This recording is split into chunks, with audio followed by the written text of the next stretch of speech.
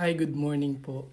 Ang pag-uusapan natin po ngayon ay yung tungkol sa pilay at tungkol sa mga hilot. Alam niyo po yung pilay sa mga bata or mga pasyente. Ang pilay na sinasabi ng mga kababayan natin, hindi po yan ordinary na fracture or dislocation lang sa buto. Yan pong pilay para sa kanila ay isang napakalawak na kaalaman or parang another school of thought or pananampalataya, call it religious or belief, pero hindi natin basta-basta sila ma-enforce na maniwala otherwise. Meron po silang set na paniniwala dyan tungkol sa pilay. So kapag nilalagnat po ang kanilang mga anak or bata, ay may pilay yan. Pagka nahihirapan huminga o may ubo, may pilay.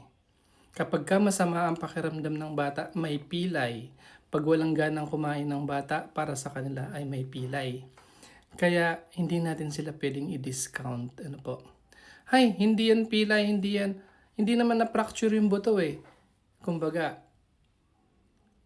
mahirap makipag-debate, ano? Although kasama yung sa pagiging doktor, kailangan natin silang turuan. But just the same, kailangan natin yung pong pilay, ang root niyan kasi ay very ancient pa na paniniwala. Matagal na po yan. So, through generation na ipasa. Hanggang ngayon meron. So, yung pilay na yan po, ang problema dyan ay kapag magkakaroon ng seryosong sakit yung bata. Halimbawa po masakit ang tiyan, pilay, na delay sa referral, namatay yung bata, acute appendicitis pala. Lagnat, may pilay daw, na delay sa management, nagkaroon ng meningitis yung bata, comatose. Ano po?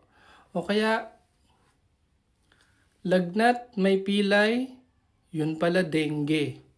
Namatay yung bata, sino na yung accountable?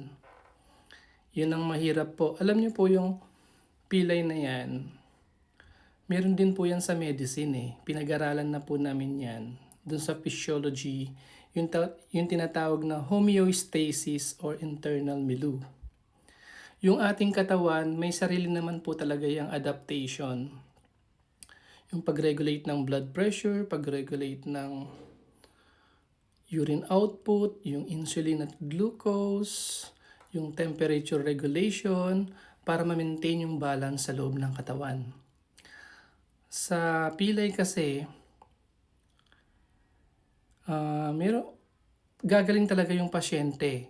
Kasi kusa, kasi nga meron tayong homeostasis or may capability yung ating katawan physiologically to heal itself. Ayan.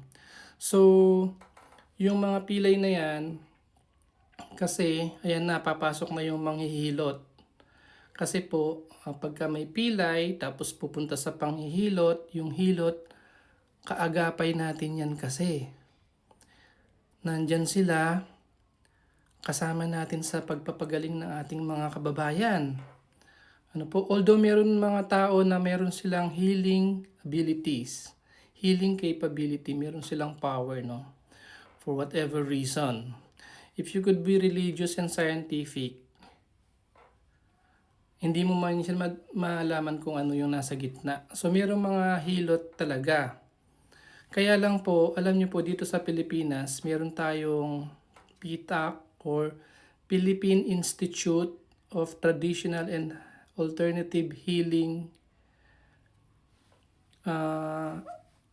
Association. Meron po tayong ganun.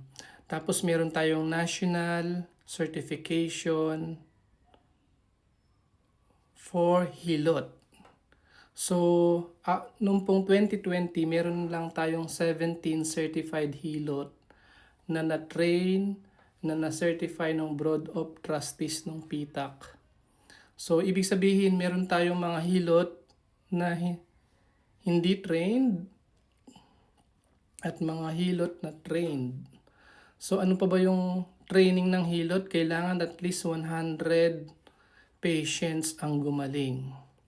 So halimbawa po no, kung sino man po yung maka dito sa vlog na ito na ikaw ay hilot sa inyong lugar pero hindi ka certified, maaaring magpaalam naman po kayo dun sa inyong barangay or kapitan para ma-recognize kayo, magkaroon kayo ng certificate. Kasi po, pag may nangyari sa pasyente, sino ba yung liable? Kasi kapag ka nagpahilot muna at lumala yung, halimbawa yung bata lumala, may nangyari, ang hirap kasi pupunta na sa doktor, malala na kasi pinatagal-tagal pa.